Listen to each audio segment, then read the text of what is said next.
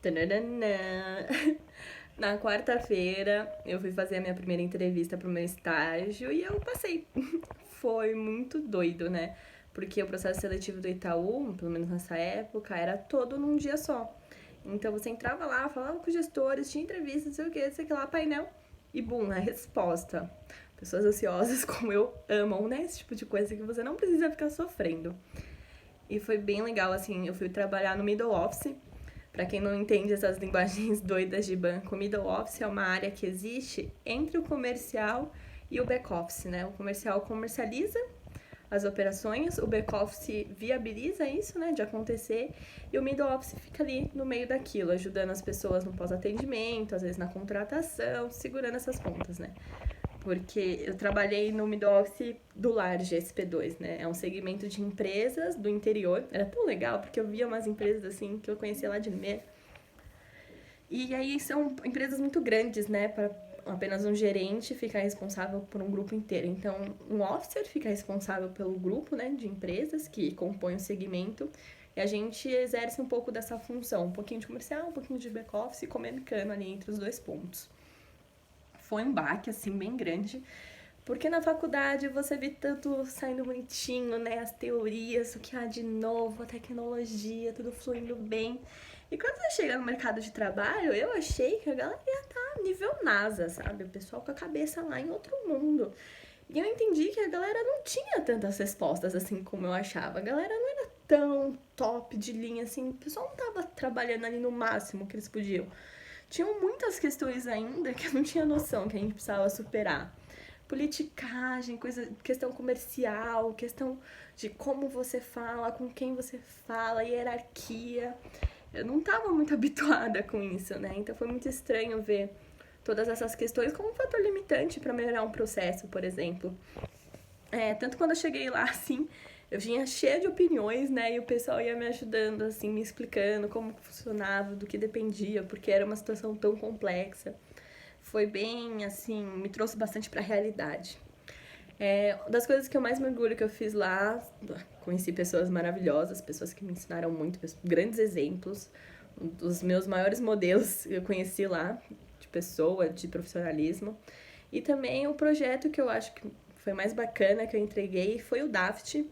O DAFT era basicamente um projeto em 4 etapas. A primeira dela ia tentar mapear todas as atividades que o Middle desempenhava, tudo que vinha de problema, o pessoal tentava resolver.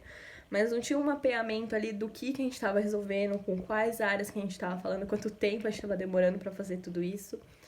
Também a segunda parte, se eu não me engano, era uma questão de automatizar todos os projetos que a gente encontrasse, em todos os processos, né, que a gente encontrasse mais risco, mais vulnerabilidade, muita manualidade combinada com isso.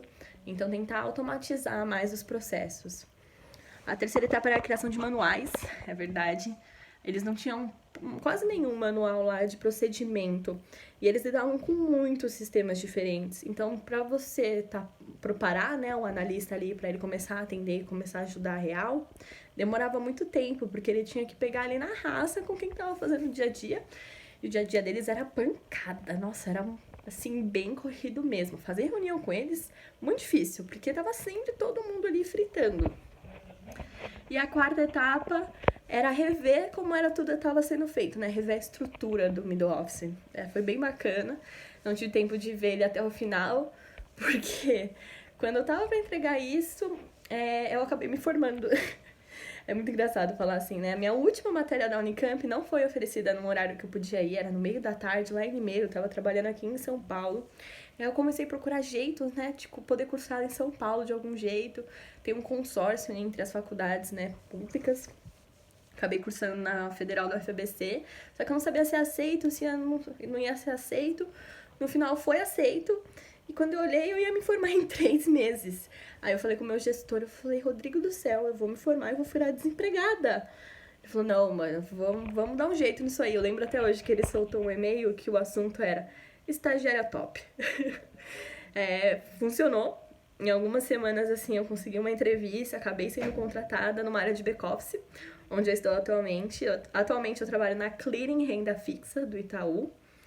Pra quem não sabe, né? É sempre bom fazer uma tradução desses termos bancários. A clearing é onde a gente deixa registrado tudo o que acontece dentro do Itaú. Então existe a B3, né? E existe o Itaú. E aí tudo que acontece no Itaú a gente tenta deixar registrado, evidenciado na B3 para o mercado ficar ciente de tudo que está acontecendo. Eu cuido do registro das operações de renda fixa e algumas liquidações também que acontecem utilizando o AB3. O mais legal também é que nessa área a gente começou a trabalhar em comunidade.